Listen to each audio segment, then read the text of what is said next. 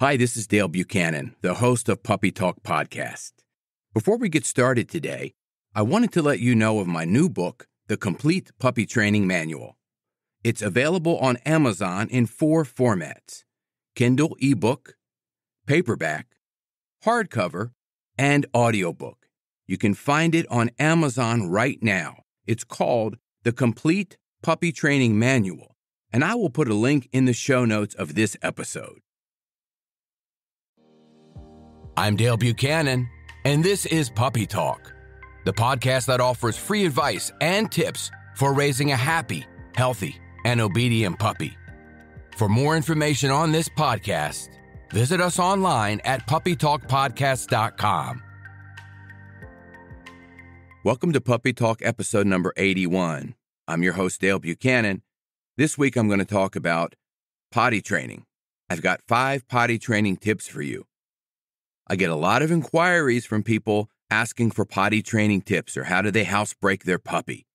I've got a book, Potty Training Your Puppy, that's available on Amazon. I'll put a link in the show notes. I have a Potty Training Your Puppy online video course. I'll put a link of that in the show notes as well. Let's get started. Tip number 1, manage your puppy's space in the house. You have to make sure that you don't give your puppy the ability to have accidents in the house, because once they've started to have accidents, they're conditioning themselves that that's where they're supposed to go. Puppies don't care where they go potty. They don't care if it's on your carpet or your floor or on your bed or on your sofa. They don't care where they eliminate. They just need to go, and they need to go a lot. The 2 ways to manage your puppy's space is crate training and using a leash, which is called a house line. I like to use a slip lead inside the house. This way your puppy can be confined and near you. Baby gates aren't going to work.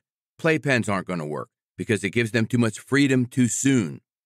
Once your puppy has not had an accident in the house for 2 weeks, they're officially potty trained. Tip number 2, reward your puppy immediately after they go potty outside in the grass. Don't wait till they come inside and give them a reward. They need to be rewarded immediately. So here's how it's going to work.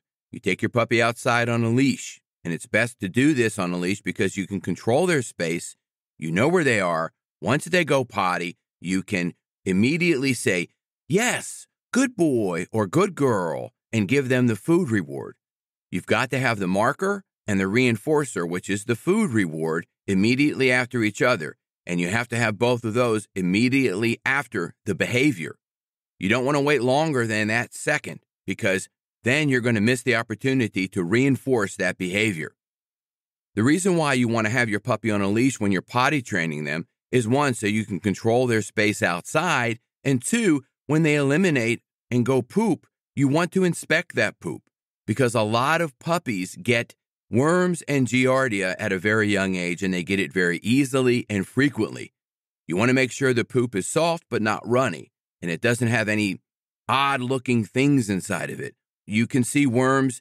Giardia is going to be usually showing up as inflammation in the intestines. It's going to be a clear liquid, gooey type of substance along with the feces. So you don't want that either. You want to inspect the poop every single time. If you let your puppy go off and do whatever in the yard and they poop and they come back to you, 1, you can't reward them immediately. 2, you're not inspecting the poop. So keep them on a leash while you're potty training them. Once they're potty trained, you can let them off the leash to go potty. That's fine. Tip number 3, be consistent. Take the puppy outside every 30 to 60 minutes for the first 2 weeks of their life with you so that you can condition them to go outside and not have the opportunity to have accidents inside the house. Your job is to manage their schedule, routine, space, so you can set them up for success and that they can learn new behaviors that you want to make the puppy easier to live with and you less frustrated. So you need to take that puppy out often. I know a lot of people are going back to work. They're not working from home anymore like they were during COVID. They're going back to work. What do you do when you're at work? Well, there's a couple of things you can do.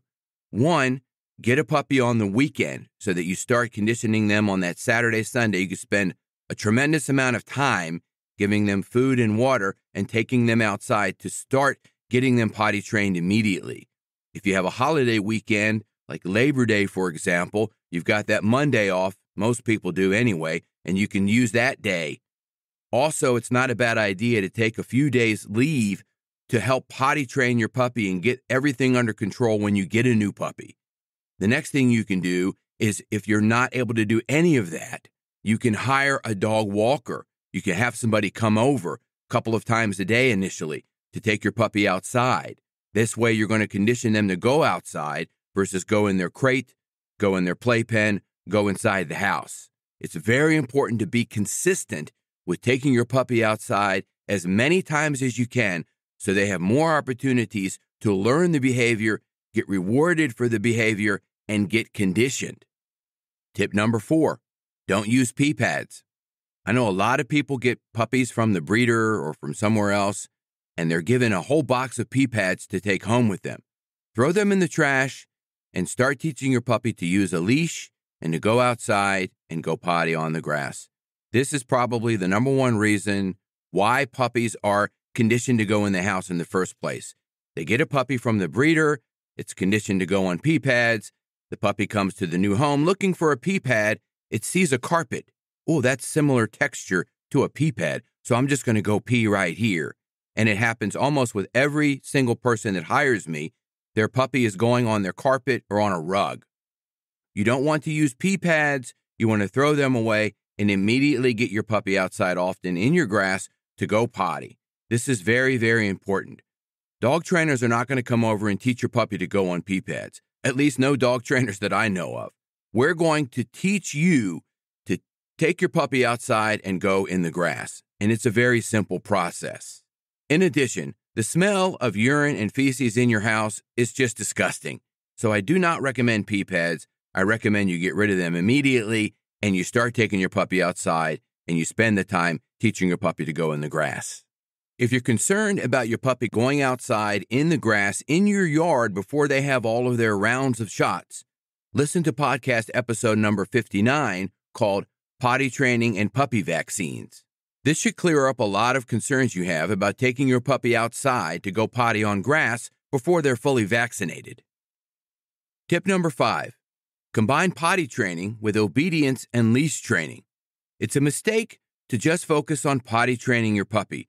You have to combine it with basic obedience training commands such as sit, down, stay, come, and impulse control, leave it and drop it, along with teaching the basics of leash training, getting a harness or a collar on your puppy and taking them outside. Get them used to being handled on a leash without causing problems, without having a temper tantrum and feeling like they're being controlled and they don't know what's going on. You want to get them comfortable walking on a leash and being handled by you. You want to take them outside. You want to be able to tell them sit and they sit. You want to be able to tell them come and they come to you. So you want to teach the basic obedience commands, leash training skills, and have them potty trained at the same time. It's a big mistake to only focus on potty training and nothing else, because potty training is only one very small part of dog obedience training. When people hire me to work with their puppies, I have an 8-week program that goes through a modality of different things, and it's broken up into 4 parts. 1 is obedience training.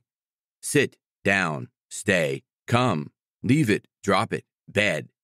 2 is behavior modification for minor issues such as play biting, jumping, barking, and chewing.